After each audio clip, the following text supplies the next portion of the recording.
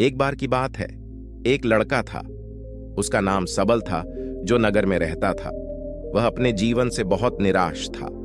उनकी निराशा का कारण यह था कि वह अब तक अपने जीवन में कुछ नहीं कर रहा था। उसके माता पिता उसे ताने मारते थे कि आपके सभी मित्र कुछ न कुछ कर रहे हैं, लेकिन आप अभी भी घर बैठे हैं। दोस्तों के बीच भी अक्सर उनका मजाक उड़ाया जाता था। वह कहीं जाता तो लोग उससे पूछते कि आप क्या कर रहे हैं। उसे यह बताने में भी शर्म आ रही थी। वह कुछ नहीं कर रहा था। धीरे धीरे उसने रिश्तेदारों से मिलना जुलना कम कर दिया और लोगों से मिलना भी बंद कर दिया। वह ज्यादातर समय घर पर ही रहता है। वह अकेला रोता है और भगवान को कोसता है और अपनी किस्मत को दोष देता है। अब उसे अपना जीवन बोझ लगने लगा था। कभी कभी वह सोचता कि कब वह कुछ करने के योग्य बनेगा, और फिर वह सोचता कि जिंदा रहने से अच्छा मर जाना है। एक दिन वह अपने नगर की एक गली से गुजर रहा था। तभी उसने देखा कि एक उपदेशक दुख और परेशानियों पर उपदेश दे रहा है। वह भी उसी भीड़ में सबसे पीछे बैठ गया और गुरु के प्रवचन सुनने लगा। उपदेशक कह रहा था, दुख एक शिक्षक की तरह है जो हमें जीवन की सच्चाई दिखाता है और हमें जीने का सही तरीका सिखाता है। आप चाहें तो जिंदगी जीना भी सीख सकते हैं। गुरुजी उपदेश दे रहे थे कि तुम चाहो तो कुछ भी हासिल कर सकते हो, और अगर चाहो तो एक कोने में बैठकर रो सकते हो। इन सभी बातों को सबल ध्यान से सुन रहा था, लेकिन शिक्षक की यह बातें पसंद नहीं आई। उसने खड़े होकर कहा कि कुछ भी सिखाने से दुख दूर नहीं होता। इसमें केवल दर्द होता है। दुख की पीड़ा अनंत है। ऐसा लगता है कि इसके बाद कुछ होने वाला नहीं है। इससे कुछ भी फर्क नहीं पड़ता है। इसके सामने तो मौत भी छोटी लगती है। उपदेशक ने कहा, फिर तुम्हारा दुख क्या है? सबल ने उसके सामने अपनी सारी व्यथा सुनाई और पूछा, मेरे दुख का कोई उपाय है तुम्हारे पास? यह सुनकर शिक्षक मुस्कुराए और बोले, तुम उस दिन मेरे पास आओ जब आपके जीवन में वास्तविक दर्द हो। मैं आपकी समस्या का समाधान अवश्य करूंगा। यह कहकर गुरु वहां से चला गया।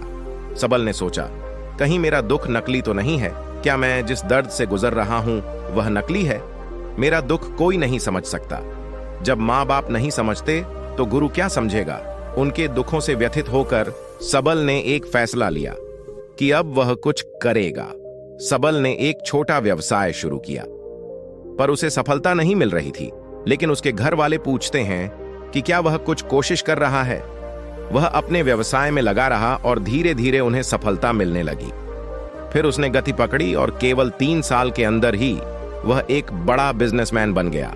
अब सबल के आसपास ऐसे कई लोग थे जो उसकी परवाह करता था, जो उससे प्यार करता था। अब उनके परिवार के सदस्य भी उसकी तारीफ करते नहीं थक रहे थे। दिन ब दिन उसके मित्रों की संख्या बढ़ती जा रही थी। अब वह अपनी जिंदगी से बहुत खुश था। उनके कुछ दोस्तों ने उन्हें सलाह दी कि जब आप एक बड़ा बिजनेसमैन बनकर बहुत खुश हैं, तो सोचिए आपको कितनी खुशी होगी अगर आप इस शहर और इस राज्य के सबसे बड़े बिजनेसमैन बन जाते हैं। कितने लोग आपसे जुड़ना चाहेंगे, आपकी कितनी बड़ी ख्याति होगी, और स्वयं राजा भी आपसे दोस्ती करना चाहेंगे और जरूरत पड़ने पर ही आपसे पैसे उधार लेंगे। दोस्तों की यह बात सबल के मन में घर कर गई। अब वह और पैसे कमाने की कोशिश करने लगा, लेकिन उसे यह सब बहुत ही जल्दी चाहिए था। वह समय बर्बाद नहीं करना चाहता था। उनका अधिकांश समय इन चीजों को प्राप्त करने में गलाने लगा। इसलिए वह ऐसे काम करने लगा जो सही नहीं था। उसने बड़ा उधार लेना शुरू कर दिया। उसके दोस्तों से पैसे की मात्रा और अधिक मुनाफा कमाने के लालच में वह अपने माल में मिलावट करने लगा। उसने अन्य व्यापारियों के खिलाफ भी साजिश रची और उन्हें डराया धमकाया। जैसा उसके दोस्त कहते थे वैसा ही करता था। वह इन तरीकों से ज्यादा पैसा कमा रहा था, पर अब उसके जीवन में पहले जैसा चैन न था। उनके मन की शांति गायब हो गई थी और वह रात को सो नहीं पाता था। वह हंगामे में रहता था। वह सब कुछ पाकर भी उन्हें किसी चीज में सुख नहीं मिल रहा था। एक दिन सबल अपनी गाड़ी में कहीं जा रहा था। तभी रास्ते में उन्हें उपदेशक का आश्रम दिखाई दिया। वह रुका और गुरु के पास जाकर बोला, संत, आपने मुझे मेरे पास आने के लिए कहा था जब मेरे जीवन में सच्चा दुख आता है। अब मैं बहुत दुखी हूं कि मेरी नींद हराम हो गई है। मुझे कहीं भी शांति नहीं मिल रही है। इस प्रकार सबल ने अपनी सारी समस्याएं गुरु को बता दी। गुरु ने कहा, जब तुम पहली बार मुझसे मिलने आए थे तब भी तुम किसी दुख में थे। आपने उस दर्द से क्या सीखा? सबल ने कहा कि सिर्फ सोचने और चिंता करने से कुछ नहीं होता।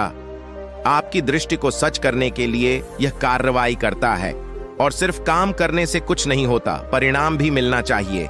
जब आपको लगता है कि आपका लक्ष्य हासिल नहीं होने वाला, तब राह में चाहे कितनी भी मुश्किलें आ जाएं, मन कितना भी निराश क्यों ना हो, कितना भी लगता हो कि अब कुछ नहीं होने वाला है, तभी विश्वास करें, मैं जो भी कर रहा हूं उसमें अवश्य सफल होऊंगा।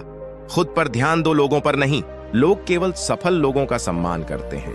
कोई कितना भी अच्छा क्यों ना हो, वह हमेशा लोगों की नजरों में बोझ बने रहते हैं। यह सब सुनकर उपदेशक मुस्कुराया और बोला, जब आपके पास है तो यह वास्तविक दुख नहीं है। अपने जीवन में वास्तविक दुख आए तब मेरे पास आओ, मैं उसे ठीक कर दूंगा। सबल ने जाते समय साधु को सोने के सिक्कों से भरा घड़ा भेंट किया। घड़े को देखकर गुरु ने कहा कि यह मेरे किसी काम का नहीं है, उस पेड़ के नीचे गड्ढा खोदकर गाड़ दो। सबल ने घड़े को पेड़ के नीचे दबा दिया, जैसा कि गुरु ने बताया, और वहां से चला गया। कुछ दिनों से कारोबार ठीक चल रहा था, लेकिन व्यापार के गलत तरीके के कारण धीरे धीरे उसे व्यापार में घाटा होने लगा। उसकी सारी दौलत धीरे धीरे खत्म होने लगी, और एक दिन ऐसा भी आया जब उसके पास कुछ भी नहीं बचा और उस पर कर्ज का बोझ चढ़ गया था। परंतु वह निश्चिंत था, क्योंकि उसने अपना सारा कर्ज अपने दोस्तों से लिया था। उसने सोचा कि उसके दोस्त बुरे वक्त में उनके साथ खड़े रहेंगे, लेकिन ऐसा कुछ नहीं हुआ। जैसे ही बुरा वक्त आया, दोस्त पहले उससे कर्ज मांगने लगे। अगर उसने कर्ज नहीं लौटाया, उन्होंने उसे जान से मारने की धमकी भी दी। उनके सभी शुभचिंतक और प्रियजन उससे दूर हो गए। उसके दोस्त, जो उसके साथ मस्ती किया करते थे, अब उससे दूर भाग रहे थे। उसका परिवार उसकी गलतियां और कमियां गिनने लगा। उनकी सारी संपत्ति नीलाम कर दी गई और उसके पास कुछ भी न बचा। जब उसने अपने पिता से मदद मांगी, पिता ने कहा कि मेरे पास थोड़ी सी संपत्ति है, मैं तुम्हारी मां को क्या कहूंगा अगर मैं तुम्हें दे दूं। यह संपत्ति हमारा अंतिम उपाय है। सबल के मन में गहरा दुख छा गया। उसके आसपास कोई नहीं था जो उनके दुख को समझ सके, जो उसे संभाल सके। जनता के इस विश्वासघात के कारण वह अंदर से टूट चुका था। वह सोचने लगा कि अब जीने का क्या मतलब है, अब मौत ही मेरा सहारा है। वह आत्महत्या करने के लिए पहाड़ी पर जा रहा था। तब से उसे याद आया कि उस शिक्षक ने उससे कहा था, मेरे पास आओ जब तुम्हारे जीवन में वास्तविक दुख हो। सबल गुरु के पास गया और अपनी सारी व्यथा सुनाई। आंखों में आंसू लिए उसने कहा, हे गुरुजी, मेरे दुख का निवारण कीजिए। गुरु ने कहा, जब जीवन में असली दुख होता है तब मेरे पास आ जाना, मैं इसे जरूर ठीक करूंगा। यदि यह कहानी अच्छी लगी तो मेरे चैनल को सब्सक्राइब करें।